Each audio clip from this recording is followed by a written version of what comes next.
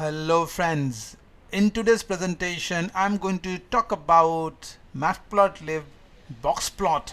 I'm very sure you must have seen Boxplot number of times during the any statistical analysis or in data science, because Boxplot talks about few important summarization, like for example it would provide us the mean value, the max value, and even the different interquartile range it would talk about. So in this particular presentation what I'm going to do is, well, don't worry, I would not just explain this one, rather I always love to go for a real life implementation. So what I've done is I've created one Django application, and here is my Django application which is totally dedicated to Boxplot, and it would take input from the user and would generate the box plot dynamically on the fly. Let me show you that. So first I would start my python manage.py run server, and here my application now gets started, and we will move to the localhost colon 8000. So let me minimize the terminal and let's open the browser and let's type localhost colon 8000 and I hit enter, and here is my Django application, and this is what going to provide us a live implementation of, let me zoom out a bit so that we can see the thing side by side. So here it goes. So what I'm going to do is that this is a live Django application that would make use of Matplotlib Boxplot. I can give any input, but for our understanding and to make you understand this entire simplification, I would provide you these 10 datas. Consider these data to be like a number of years, and I have plotted these numbers over in the number line, and I would show you that how the box plot of Matplotlib will provide us the following information: the minimum data, the maximum data, the first quartile, the mean value, and the median value, and the third quartile. Well, you can say the median value to be second quartile as well. So let's start with the following numbers. So first I will give the input as 3. I click on the submit button, and that shows a beautiful box. And look, it's all happening dynamically. Since I gave the value 3, so the box plot just started to evolve. Okay, and now let's go and add one more data. Okay, over here I would even show you what are the data I'm feeding in, so that you remember the following input I have given. Let's go for one more 3, and there would be no change at all because it's again the same value. Now would go for the value called 7, and then immediately a change start getting reflected and the box model is getting framed. So the first value I've given is 3, and the last value I've given is 7, and the entire number line started forming. And over here consider this y-axis to be the year. Okay, so let's add more data. So I would go with the value called 8, and here the thing started evolving, and again I will go for another 8 just to make you understand that what happened when you are giving the same numbers that also you can get to see yourself. Okay, so the first number was 3 and the last number had been 8, so you started seeing this implementation. I will explain the whole thing, but let me first completely give all the input. The next number is going to be 10, and then I'm going to provide 11. Here comes 11, and then finally it would be 12. I'm going to provide all total 10 different numbers, and now see very nicely the box plot is getting evolved, and then I would go with 15, and lastly I would go with 18, and see all the numbers had been provided over here in the list form. And this is what we need to understand, and this is what I will be explaining.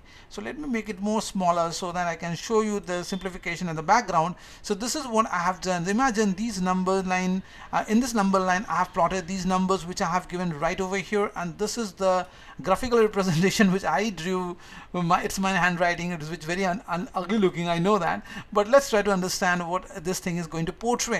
So what is this box model is going to generate? As I said, it would provide as a summary of 5 important features. That is the mean. Yes, the mean. The mean is the mean number which I have given. If you go back again, the mean number has been 3, right?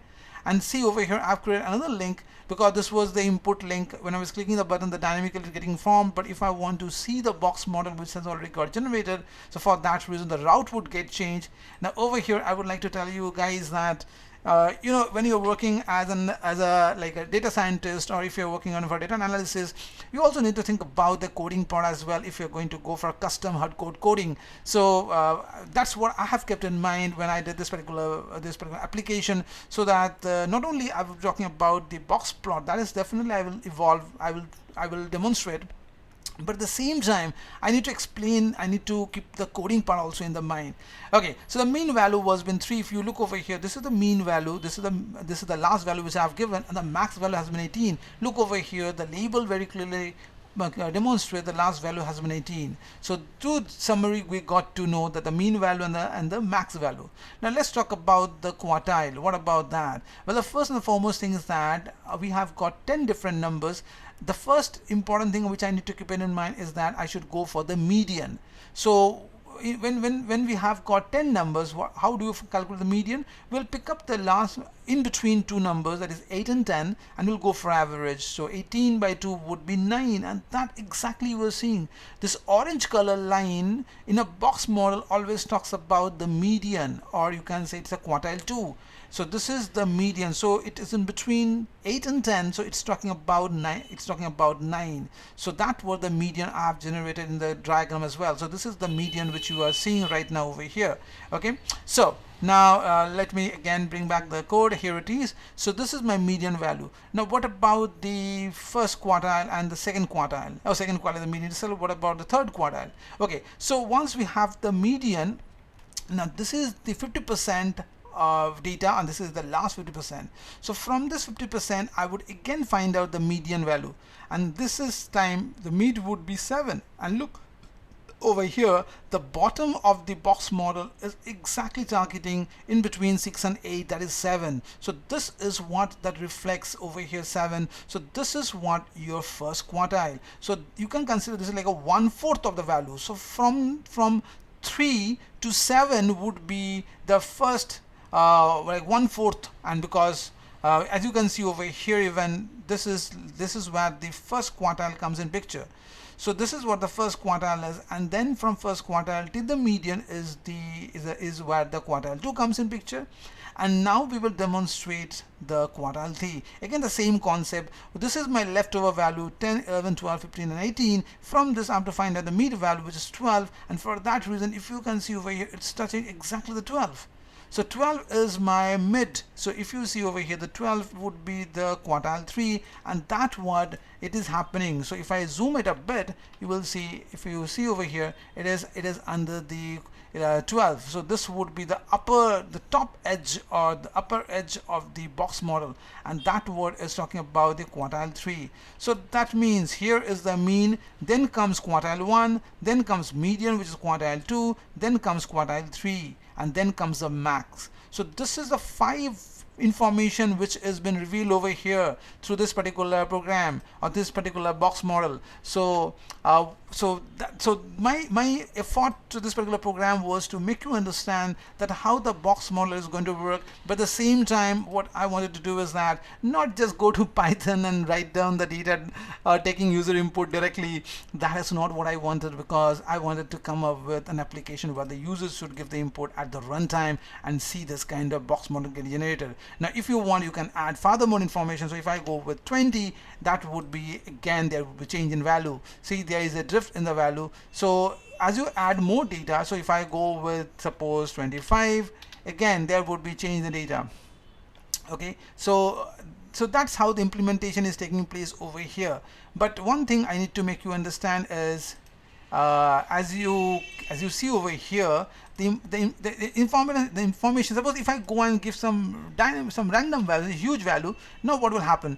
This would be the outlier. Look over here, I give the value 50, and that 50 becomes the outlier. So when you work on the box model, even if you come up with some outlier, that would also get reflected over here. So this is the outlier that will be reflected. Okay, so but if you go now and give some in between value, suppose you give 40, the thing would be different again. See, this is another outlier that is coming in picture, so I need to give a few more value over here, like for example 30, and now the thing is the first outlier got minimized, and now we are in between 30 and between 40 and 50. So if I add another value over here, like suppose I would be going for 45, the thing would get minimized a lot. So you can see the outlier goes off. So that's how the thing is going to work. So it's not only going to reveal you the minimum, the first quartile, the median, the third quartile, or the max, and even if it is also going to talk about the outlier even. So finally, while I was doing this particular program, I thought about one more thing, is that why don't I make this application live, so that even you people can try out, can test on this particular concept, and you can visualize the thing more, because I'm doing it at my end. I can feel how the box model is working. So in my future, I have decided that I will be going for a live. I will upload this thing in the live in my server, and then definitely people can also work on this. Okay, so with this I come to an end of this particular video presentation. See you soon. Bye bye.